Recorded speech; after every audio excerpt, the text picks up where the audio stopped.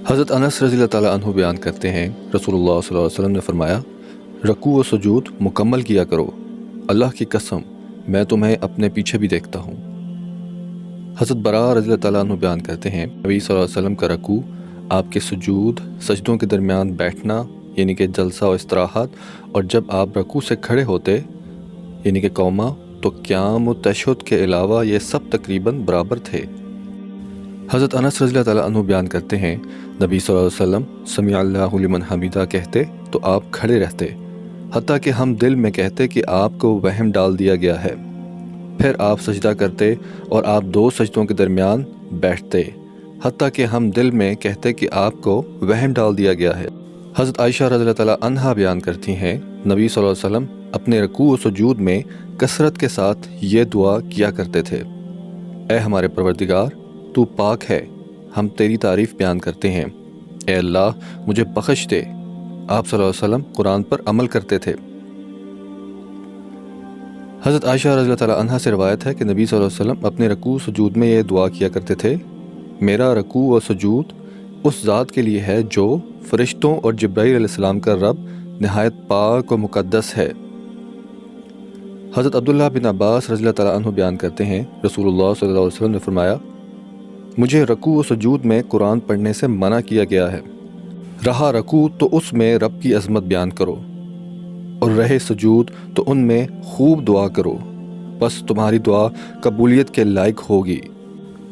حضرت ابو ہریرہ رضی اللہ تعالیٰ عنہ بیان کرتے ہیں رسول اللہ صلی اللہ علیہ وسلم نے فرمایا، جب امام سمیع اللہ لمن حمیدہ کہے تو تم کہو اللہم ربنا لک الحمد، کیونکہ جس کا یہ قول فرشتوں کے قول کے موافق یعنی کہ اس کے ساتھ مل گیا تو اس کے سابقہ گناہ بخش دیے جائیں گے۔ حضرت عبداللہ بن ابی اوفی رضی اللہ تعالیٰ عنہ بیان کرتے ہیں جب رسول اللہ صلی اللہ علیہ وسلم رکوع سے اپنی کمر اٹھاتے تو آپ یہ دعا پڑھتے، اللہ نے سن لیا جس نے اس کی تعریف کی، اے اللہ ہمارے رب ساری تعریف تیرے ہی لیے ہے، آسمانوں، زمین اور ہر اس چیز کے بھراؤ کے برابر جو تو چاہے۔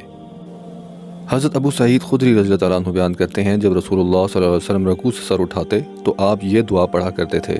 اے اللہ ہمارے رب ہر قسم کی تعریف تیرے لیے ہے، آسمانوں اور زمین اور ہر اس چیز کے بھراؤ کے برابر جو تو چاہے، اور بندے نے جو تیری تعریف اور شان بیان کی وہ تیرے ہی لائق ہے،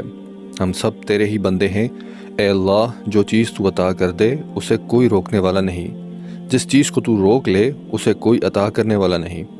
اور دولت مند کی دولت تیرے ہاں کوئی فائدہ نہیں دے سکتی۔ حضرت رفاعہ بن رافع رضی اللہ تعالیٰ عنہ بیان کرتے ہیں ہم نبی صلی اللہ علیہ وسلم کے پیچھے نماز پڑھ رہے تھے، بس جب آپ صلی اللہ علیہ وسلم نے رکوع سے سر اٹھایا تو فرمایا، سمیع اللہ لمن حمیدہ۔ آپ کے پیچھے ایک آدمی نے کہا، ہمارے رب